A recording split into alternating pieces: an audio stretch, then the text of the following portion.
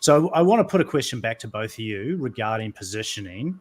I want to ask, do you expect these sectors to continue to do well, or when do you think's going to be the right time to switch out? Yeah, so I mean, I think one of the key ones and what you're saying is, we've take the Australian portfolio, we've had some extreme outperformance versus the Australian market over the last year or so.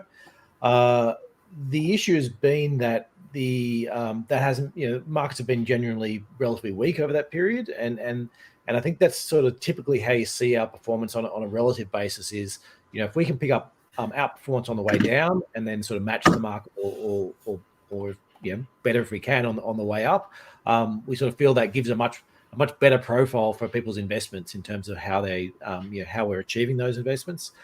And I think as well, we obviously went through a period where we weren't as bullish as what the rest of the market was, and we sort of lagged a little bit behind. And then all of the factors which we've been talking about have come home to roost, and that's that's obviously driven some quite reasonable performance for our portfolios on a relative basis.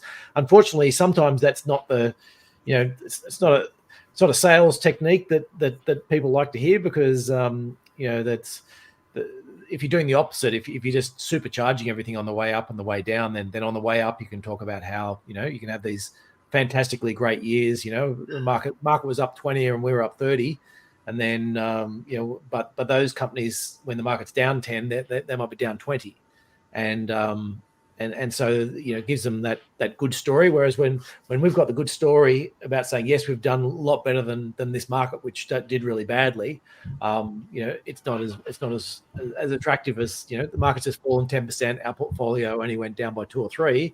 Over a cycle that pays off, because you get the you pick up and you protect yourself on the downside. But in the actual action, it's not a great sales tool to jump out and tell people that that this is what you're doing, but it is indicative of what we're trying to do within our portfolios, and for people that are hanging with us over that longer term cycle, that's where we see them pick up the benefits. Yeah, I would say, Sam, that there is more ahead until the Fed cuts.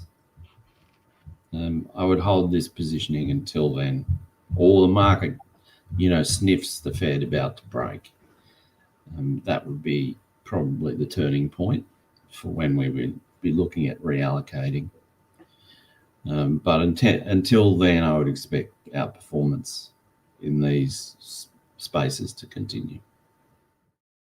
Nucleus Wealth, personalised portfolios for engaged investors.